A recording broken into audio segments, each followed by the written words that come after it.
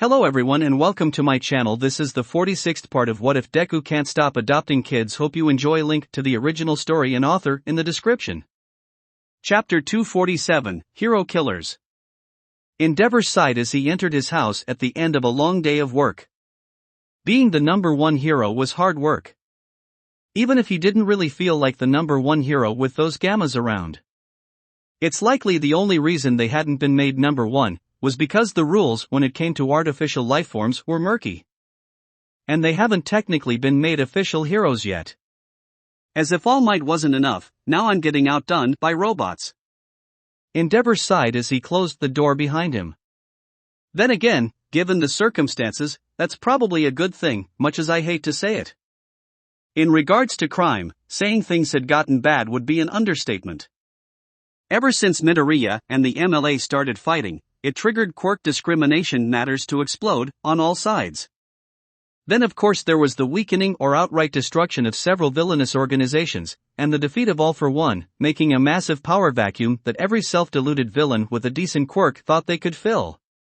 Add on to that, Sin was going around secretly empowering other villainous groups and even some regular people, and spurning them into action. Making everything worse. Stain was still out there. His movement seemed to have only gotten louder recently. And if all that wasn't enough, All Might retired. The symbol of peace, that practically represented heroes in Japan, if not around the whole world. Meaning that heroes weren't seen as an omnipotent force. Which naturally caused crime rates to skyrocket, way up. It was a mess. Not helped by Midoriya freaking out the public by doing insane shit. Of course, this further split the public into two sides. People who thought that he was a saint, and people who thought he was some kind of demon that had come to bring the end of the world. Never did I think I'd miss All Might this much. Endeavor sighed as he walked through the house and into his room. Undressing himself, before grabbing a towel, and heading into the bathroom to take a shower. Shoto and Fuyumi have been rather quiet. Endeavor noted as he turned on the shower. I thought at least Fuyumi would have greeted me, but perhaps even she's finally run out of patience. It really wouldn't surprise him at this point. As Endeavor was thinking about his family situation. Suddenly, he heard something. It was subtle, and he wasn't sure what it was exactly. But it was behind him. Right where his heart would be. Whoosh! Immediately Endeavor's body burst into powerful flames, turning the water into steam, and destroying parts of the tub around him. He turned around, and for a fraction of a second, he saw a small black, before it faded away. And he looked down to see a piece of melted metal. A warp quirk. Endeavor's eyes widened, as he realized the danger of the situation. Shoto! Fuyumi! Before Endeavor could get out another word, another black portal opened up, and a dark gray arm stretched out and grabbed Endeavor by the face, seemingly unaffected by the flames, and pulled him in. When Endeavor went through the portal, he was taken to the front of his house. Endeavor grabbed the hand that was pulling him, and pulled it off his face, only for the hand to slip through his grip, and retreat back to its owner. A large chubby bald man, with dark gray skin. The portal that he came from shrunk into a small black disc and flew over to a man standing next to the gray villain. This man's skin was pure white, no features whatsoever, not even a face. The only things on him were spots. The black disc joined the other spots on his body, sticking right onto his face. The last villain he could see was a large burly man, with huge vacuum cleaners for arms. That villain pointed his arms at Endeavor, and immediately the vacuum activated, and started sucking up Endeavor's fire, pulling it away from the hero. But he had bigger concerns. Namely, that almost paralyzing amount of murderous intent that was behind him. Unable to counter with his fire for the moment, Endeavor had no choice but to jump to the side, avoiding a bunch of daggers that had been thrown at his back, which now headed right toward the other three villains. The spotted villain took off one of his spots, and threw it in front of them, allowing the daggers to fly into it and vanish. Endeavor turned towards the source of the knives, and his eyes widened. Stain! Stain the hero killer stepped forward. Endeavor! The day of your reckoning is at hand. Time to die. As Stain reached for more daggers, Endeavor considered his options. To say he was at a disadvantage would be an understatement. A teleporter, someone with a very tough yet extendable body that could handle his flames to a certain degree, someone who could suck up his flames and prevent him from doing nearly anything. And Stain, whose abilities were unknown, but presumably formidable. And also there was something else. This feeling in the air was somehow familiar. I don't have any wiggle room. I need to end this fast if I want to survive. Endeavor thought. First things first, that vacuum villain. Hi-ya! Endeavor shouted as he let fire explode out from his body, in massive quantities. Unleashing his full power in an instant and shrouding his body in unapproachable flames. The vacuum villain sucked in massive quantities of fire, and soon he started to sweat. His body struggled to neutralize the flames as he sucked them in, his body getting hotter and hotter, until... Phoom! Aha! The vacuum villain's arms burst into flames. Flames quickly started spreading onto the rest of his body. Poof! Endeavor quickly turned down the heat to a more manageable level. He could already feel his body heating up from using that level of heat. But he had to get rid of that guy as soon as possible, so he didn't have much of a choice. And then, in the blink of an eye, Stain was in front of him. Having charged at him with inhuman speed, and now had a katana aimed right at his heart. Whoosh! Once again Endeavor turned up the heat, as Stain jabbed the katana right into his chest, ignoring the powerful flames that enveloped him, to try and kill Endeavor in one blow, only for his katana to melt against Endeavor's chest. Endeavor grabbed Stalin's arm, and turned up the heat a bit more, enveloping them both in powerful flames. That burned at Stain, incinerating all his clothes, and melting his equipment. Growling. Stain growled at the hero, giving him the meanest death glare Endeavor had ever received, which said a lot. Seemingly ignoring his burning flesh, a dark red aura started emitting from his body. This aura. It's similar to the feeling I got from All for One. Endeavor realized. Sin, that bastard. He must have powered him up. That would explain how he's enduring my flames this well. Slam!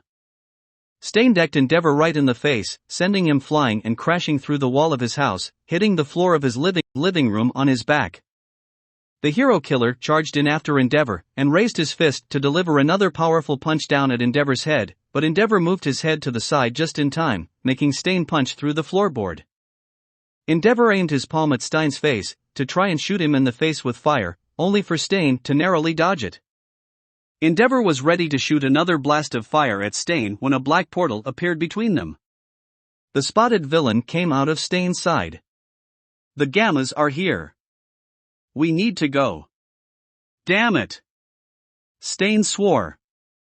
But he wasted no time, jumping into the portal, which quickly vanished from sight. Endeavor glared at the place where the portal had been. Part of him wanted to give chase, but that was a colossally stupid idea, given that he had no idea where the portal would have taken him. And to say he had the advantage in that fight in the first place would be an exaggeration. Hey, Endeavor! Gamma 1 and 2 flew in through the hole and took a look around. What happened here? Gamma 1 asked. Stain. Endeavor answered. He and some other villains got the jump on me, thanks to one of them having a warp quirk. That's weird. According to our database, Stain's a lone wolf. Gamma 2 pointed out. There's been cases of him even crippling people who tried to partner with him. It's not just that, Sin's enhanced his power. Endeavor revealed. And possibly even the power of his minions too. Damn it! Gamma 2 swore, stomping his foot in frustration. How the hell is he moving around without us noticing? Sin has the ability to conceal his energy. And he can hide his body inside that Dragon Ball of his, which is about the size of a baseball. Gamma 1 said. Finding him won't be easy. Where are Shoto and Fuyumi? Endeavor asked them. In the basement. Gamma 1 answered. Knowing their locations after scanning the house. They're unconscious but mostly unharmed.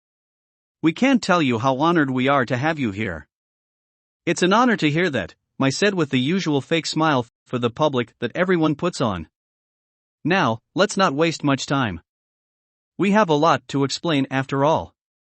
Namely, Angel Island. Angel Island, so that's its name. But why does the Midoriya Foundation need a flying island?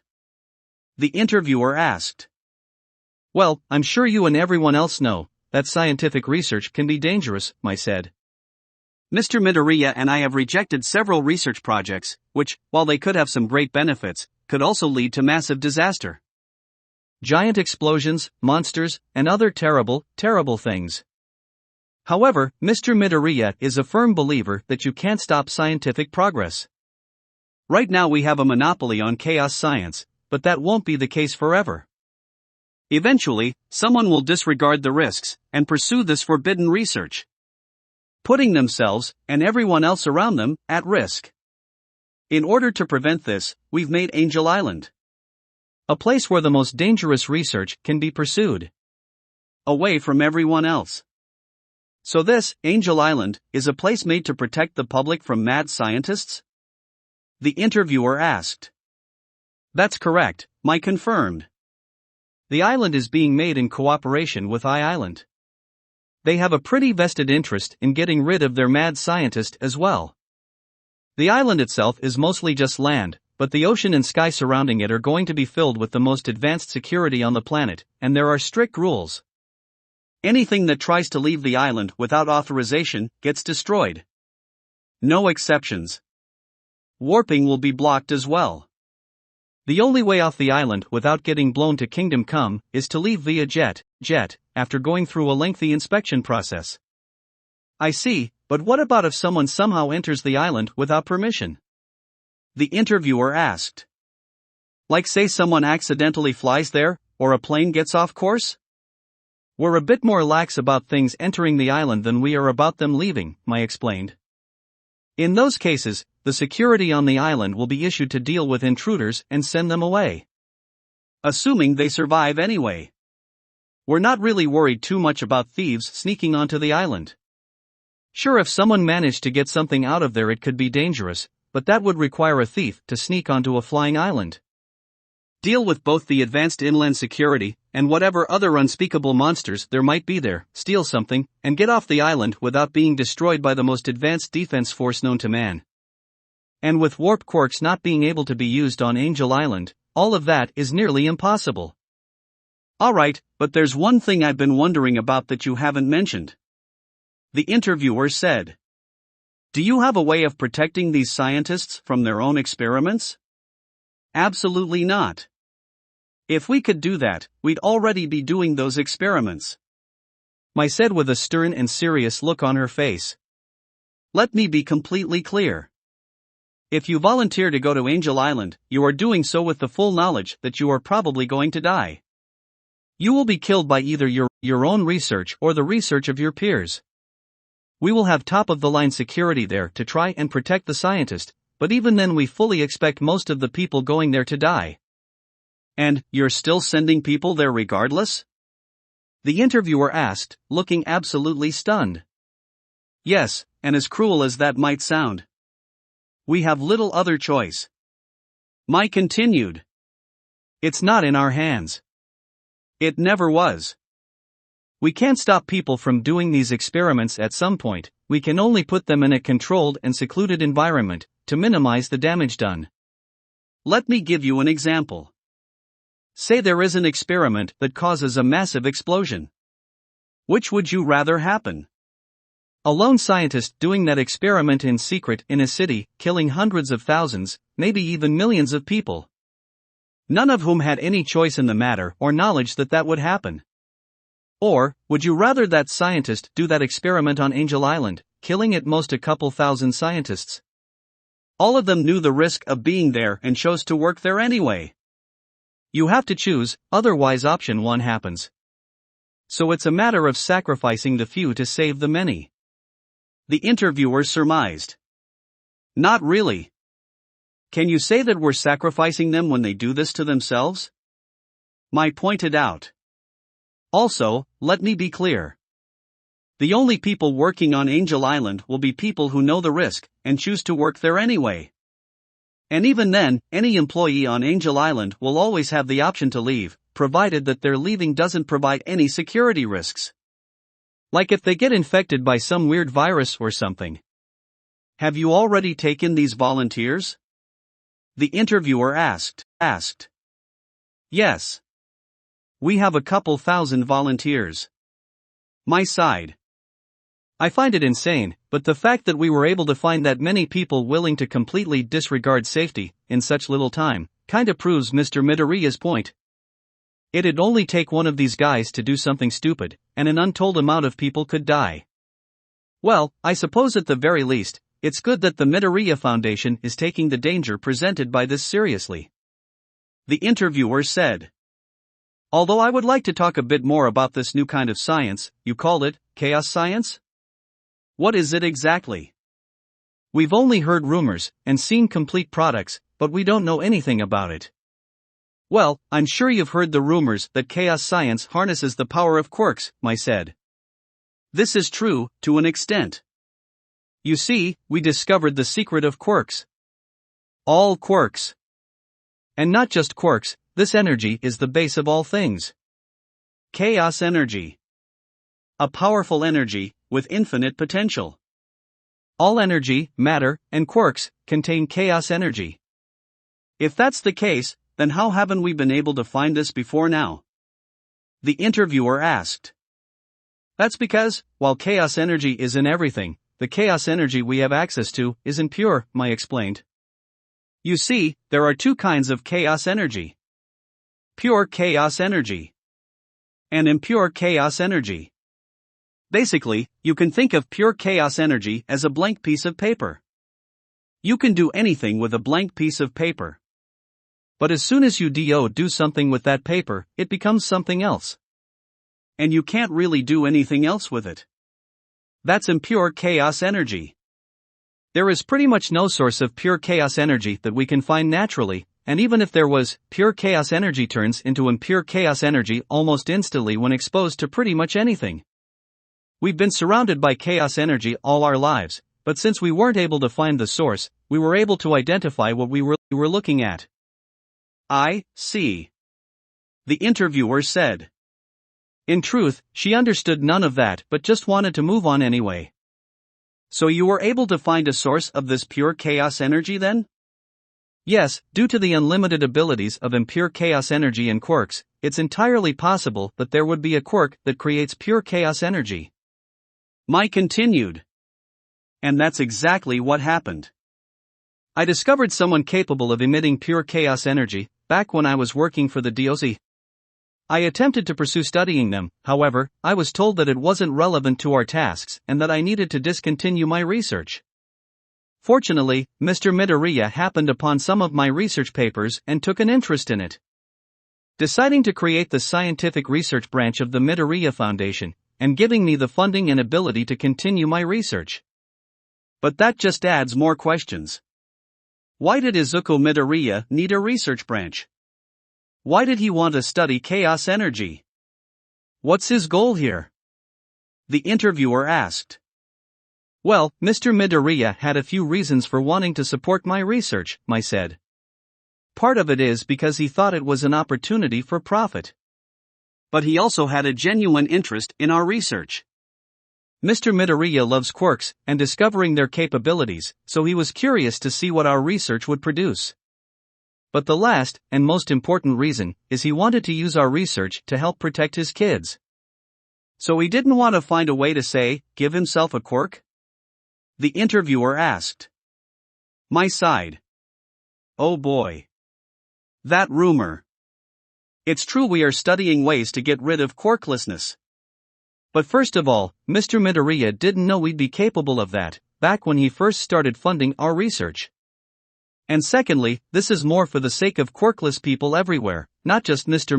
Midoriya. But you are trying to get rid of quirklessness? The interviewer asked. Yes, that is one of our goals, Mai confirmed. Can't discriminate against the quirkless if quirklessness doesn't exist. But do you really think that this is the right solution? The interviewer asked. Instead of trying to confront discrimination, you're just making the vitamins conform, to be like everyone else. Is a similar strategy going to be applied to people with weaker quirks, or people with mutant quirks? And what about the people who don't want to change? The quirkless are going extinct. Mai pointed out. Regardless of what we do, or whatever happens, quirklessness will cease to exist at some point. We're just speeding it along. And while we are also researching ways to enhance weaker quirks, none of this will be forced on people. Also, we aren't trying to make any changes to people with mutant quirks. We're not doing this to conform to anyone, we're doing this purely because of practical reasons. Well, I can only hope that people appreciate your efforts. The interviewer said. It seems we've run out of time. Any last message you want to give to the people? Yes. Mai looked at the camera. I beg everyone who wants to perform dangerous experiments with little thought about the consequences. Come to Angel Island. We'll give you everyone you need.